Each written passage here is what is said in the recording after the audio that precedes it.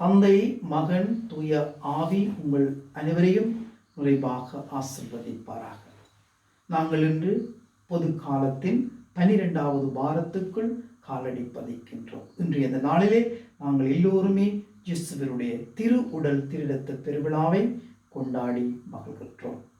ஆண்டவருடைய திரு உடல், ஆண்டவருடைய திருரத்தம் எனக்கு வலிமையை அளிக்கின்றது, வாழ்வை அளிக்கின்றது, வளமாக வாழ வழிகாட்டுகின்றது.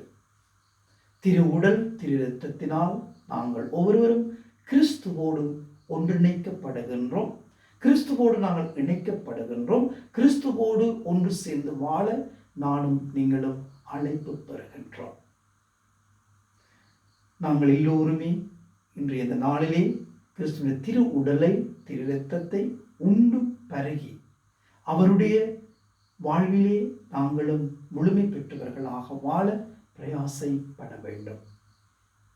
இன்றைக்கு பல ஆண்டுகளுக்கு முன்பு இத்தாலி நாட்டிலே ரன்னண்ட பிரதேசத்திலே நடந்த ஒரு நற்கருணை புதுமை. பிற சமய பெண் நற்கருணையிலேயே இயேசு இருக்கிறாரா என்ற ஒரு சந்தேகம். இதனால் அந்த பெண் அங்கு இருப்பவர்களோடு வாதிடுகின்றாள். சந்தேக கண்ணோடு உற்று நோக்குகின்றாள். இவருடைய சந்தேகம் தீர்க்கப்பட வேண்டும் என்பது ஆண்டவருடைய திட்டமாக மாறுகின்றது. ஒரு முறை இந்த பிரசமய பெண் திருப்பலிக்கு சென்று அங்கே நற்கருணை கொடுக்கின்ற பொழுது ஆண்டவருடைய திரு உடலை கையில் வாங்கிக் கொண்டு வீட்டிற்கு செல்லுகின்றார். அங்கே அடுப்பிலே நெருப்பு மூட்டி தாட்சியை வைத்து அதற்குள் எண்ணெயை ஊற்றுகின்றார். அந்த எண்ணெய் கொதிக்கின்றது. கொதிக்கின்ற எண்ணெய்க்குள் அந்த நற்கருணையை போடுகின்ற பொழுது அங்கே ஒரு அதிசயம் நடக்கின்றது. என்ன? அங்கே போடப்பட்ட நற்கருணை திரு உடலாக மாறி திரு இரத்தமாக மாறி அந்த இரத்தம் அவள் இருந்த இடம் முழுவதும் நிரம்பியது. உடனே ஆண்டவரிலே விசுவாசம் கொண்டாள். உண்மையிலேயே நற்கருணையிலே ஆண்டவர் இருக்கின்றார் என்பதை ஏற்றுக்கொண்டால், நம்பினால், அந்த பிரசமய பெண் கிறிஸ்துவுக்காக வாழ முடிவெடுத்தாள். இதே போன்றுதான் ஜெஸ்பெல் பிரியமானினுடைய இறை உறவுகளே, இன்றும் நற்கருணை புதுமைகள் நடந்து கொண்டுதான் இருக்கின்றது. நற்கருணை பிரசன்னத்தின் மூலமாக, நற்கருணையின் மூலமாக எத்தனையோ நோயாளிகள் நோய்களிலிருந்து விடுதலை பெறுகின்றார்கள். சாத்தானின் கட்டுக்களிலிருந்து விடுதலை பெறுகின்றார்கள். மன நோய்களிலிருந்து, உள்ளத்து நோய்களிலிருந்து, உடல் நோய்களிலிருந்து விடுதலை பெறுகின்றார்கள். ஆண்டவராகிய கிறிஸ்து இன்றும் சக்தியை கொடுக்கின்றார்.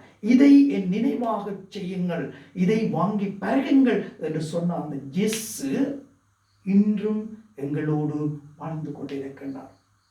திராட்சை ரசத்திலே சேர்க்கப்படுகின்ற ஒரு துளி நீர் போல எங்களுடைய வாழ்க்கையும் ஆண்டவரோடு சேர்க்கப்படுகின்றது.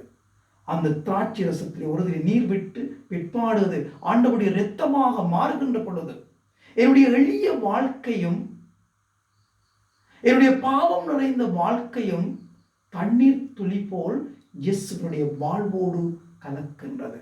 அப்பொழுது என்னுடைய வாழ்க்கை இறைமயமாக மாறுகின்றது. உயிருள்ள பிரசன்னமாகிய கிறிஸ்து நற்கருணையிலே வாழ்ந்து கொண்டிருக்கின்றார். இது என்னுடைய சதை, இது என்னுடைய இரத்தம். அந்த இயேசுவின் வார்த்தைகளை நாங்கள் அடிக்கடி சிந்தித்து பார்க்க வேண்டும். நாங்கள் எவ்வாறான மனநிலைகளோடு ஆண்டவரை நாங்கள் பெற்றுக்கொள்ளுகின்றோம், ஆண்டவருடைய இரத்தத்தை நாங்கள் பருகுகின்றோம். இன்றைய நற்செய்தியிலே ஆண்டவராகிய கிறிஸ்து அப்பம் பலிய புதுமையிலே சீடர்களை பார்த்து சொல்லுகின்றார், நீங்களே அவர்களுக்கு உணவு கொடுங்கள், நீங்களே அவர்களுக்கு உணவு கொடுங்கள். நாங்கள் ஒவ்வொருவரும் ஒருவர் ஒருவரை உற்று நோக்க வேண்டும். ஆண்டவராகிய கிறிஸ்து தன்னைத்தானே எங்களுக்கு தந்து தன்னையே உணவாக எங்களுக்கு தந்தார். அந்த இயேசு இன்று எங்களுக்கு சொல்லுகின்றார், நீங்களே அவர்களுக்கு உணவு கொடுங்கள். ஆகவேதான் நாங்கள் அர்த்தமுள்ள வகையிலே கிறிஸ்துவனுடைய உடலை உட்கொண்டு இரத்தத்தை பருகி அவரிலே நாங்கள் எங்களை நிலைநிறுத்தி அவரோடு ஒன்றாகி உறவாகி உயிராகி அவரோடு அவரிலே இரண்டர கலந்து எங்களோடு வாழ்பவர்களையும் ஆண்டவருடைய பாதையிலே அழைத்துச் செல்ல நாங்கள் தயாராக வேண்டும். இறை நம்பிக்கையை ஒருவர் ஒருவருக்கு ஊட்டுவோம். இறை அன்பை ஒருவர் ஒருவருக்கு கொடுப்போம். கரிசனையை ஒருவர் மீது ஒருவர் காட்டுவோம். ஒருவரை ஒருவர் ஏற்றுக்கொள்ளுவோம். ஒருவர் ஒருவரோடு அன்பாக பண்பாக சமரசமாக பழகி ஒருவர் ஒருவரோடு இறைவனுடைய உடலை உட்கொண்டு பருகி பகிரும் உள்ளங்களாக நாங்கள் மாற்றம் பெற வேண்டும். ஆண்டவருடைய திரு உடலை உட்கொள்ளும் திரு இரத்தத்தை பருகும் நானும் நீங்களும் இறைவனோடு ஒன்று சேர்ந்து வாழ, அவரோடு அவரிலே நாங்கள் இரண்டர கலக்க, அவரோடு அவரிலே நாங்கள் நிலை பெற்று வாழ, அவரோடு அவராக நாங்கள் வழிநடக்க அர்த்தமுள்ள வகையிலே நற்கருணையை உட்கொண்டு அவருடைய இரத்தத்தை பருகி அவரோடு அவரிலே நாங்கள் இரண்டர கலந்திடுவோம்.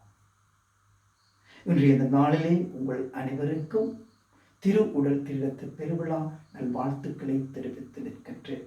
அன்னை மரி மூலமாக நாங்கள் இறைவனுடைய அன்பு பிள்ளைகளால் வாழ்ந்து திரு உடலின் மூலம் திரு இரத்தத்தின் மூலம் எங்களுடைய வாழ்க்கை இறைமயமாக மாற அந்த அன்னை எங்களுக்கு வழித்துணையாக இருக்க அன்னை மரியின் வரம் வேண்டி நாங்கள் ஒவ்வொருவரும் அன்னை மரியாவோடு சேர்ந்து இறைவனை நோக்கிய பாதைகளை பயணமாகுவோம்.